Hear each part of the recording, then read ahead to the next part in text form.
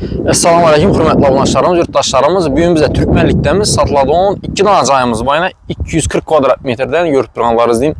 Suvaqdan çıkıp duruptu. Acayip caylar, planlarım zor planda. Eller serşe boğan, daracaları, bağ aynaları koyulğan polini.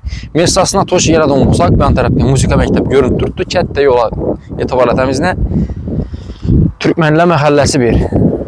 Ellərimizlə atız. Xullas, xuda xalasa abzor etip veremiz yine çok güzel.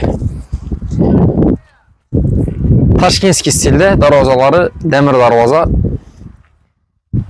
Bağımıza girgenden şimdi maşın koyalım yaratıb koyubdular. Bir yan tarafta atızları var, köçək hacatxanalarım var, fasadlarına etibar etəmiz, fasadlarım ya bir şey edib, acayip etib işlənən. Sokulların fundamentlərindən etibar etində sifətləri yaxşı etib kurulan, xuda xalasa kurulçağım garanti edib durubdu. Balkonlaram var. Mesela bir geyikdə görüp çıxamız, içanlarını görsətəmiz əsən.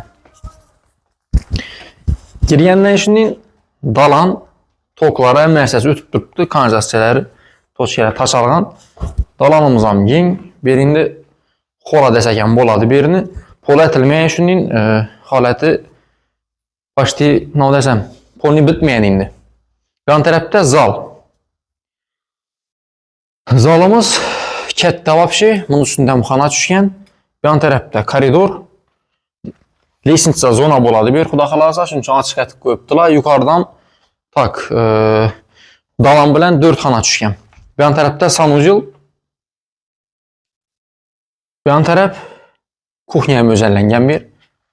Baynamız arka tərəfə qarab durdu. Yanında bir spalnya düşkən.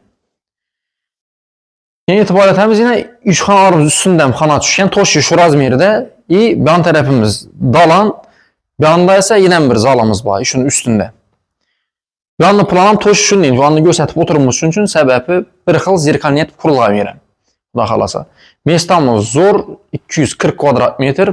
Baxasına yerə donbosaq 550 milyon son. Biləslə şəhərdəmin dincay bola donbosa 1 milyarddan ziyad olar ədi. Dacı bitməyən bosam. Görüp durursunuz. Yani günde reklama çıkaramız, xalcayam çıkaramız, korpusam çıkaramız. Çünkü savaştırıp durup mesela alaverəsilə xuda xalasa dokumentleri 100% istəyər doğru adlarca ötədən olub durubdu.